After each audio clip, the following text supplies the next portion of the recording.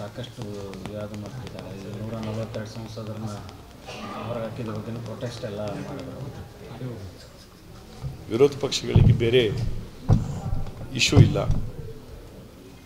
ಅದಕ್ಕೋಸ್ಕರ ಅನಾವಶ್ಯಕ ವಿಷಯಗಳನ್ನು ಕೈಗೆತ್ತಿಕೊಂಡು ದೊಡ್ಡದು ಮಾಡೋ ಪ್ರಯತ್ನ ಮಾಡ್ತಾ ಇದ್ದಾರೆ ಅಷ್ಟೇ. ಪ್ರತಾಪ್ ಸಿಂಹ ಅವ್ರ ಬಗ್ಗೆ ಆರೋಪ ಮಾಡ್ತಿದ್ದಾರೆ, ಅವ್ರನ್ನ ತನಿಖೆ ಮುಂದುವರೆದಿದೆ, ಅದ್ರ ಬಗ್ಗೆ ನಾನೇನು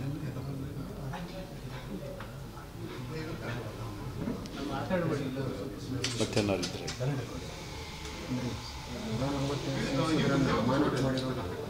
ಐತಿಹಾಸಿಕ ಆಗುವಂತೆ ಇಡೀ ಜಗತ್ತಿನಲ್ಲಿ ನಾವು ಒಂದು ಅವಮಾನ ಪಡುವಂಥ ಸನ್ನಿವೇಶಗಳು ಕ್ರಿಯೇಟ್ ಆಗ್ತದೆ. ನಿನ್ನೆ ಕಾಂಗ್ರೆಸ್ ನಾಯಕರು ಸಿಗಂದ ಸಂದರ್ಭದಲ್ಲಿ ಕಾಂಗ್ರೆಸ್ ನಾಯಕರ ಹತ್ರ ಹೇಳ್ರಿ, ಕೇಳ್ರಿ, ನಿಮ್ಗೆ ಎಂತ ಅವಮಾನ ಆಗಿದೆ, ಬ್ಯಾಡ್ದಿರೋ ಕೆಲಸ ಮಾಡಿದ್ರೆ 100% ತೆಗೆದು ಬಿಸಾಕ್ತಾರೆ ಅಷ್ಟೇ. ಸಂಸತ್ತಿಗೆ ಅದರದೇ ಆಗಿರ್ತಕ್ಕಂಥ ಒಂದು ಘನತೆ, ಗೌರವ ಎಲ್ಲದೂ ಕೂಡ ಇದೆ. ಅದಕ್ಕೆ ಚ್ಯುತಿ ತರ್ತಕ್ಕಂಥ ಕೆಲಸ ಮಾಡಿದ್ರೆ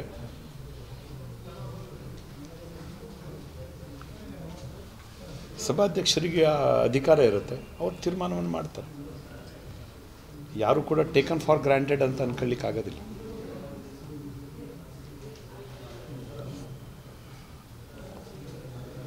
ರಾಜ್ಯ ಮಟ್ಟದ ನಾಯಕರು, ದೇಶ ಮಟ್ಟದ ನಾಯಕರು ತಮ್ಮ ಚರ್ಚೆ ಮಾಡಿದಾರೆ ಎಲ್ಲ ಬೆಳವಣಿಗೆ ಹಿನ್ನೆಲೆಯಲ್ಲಿ.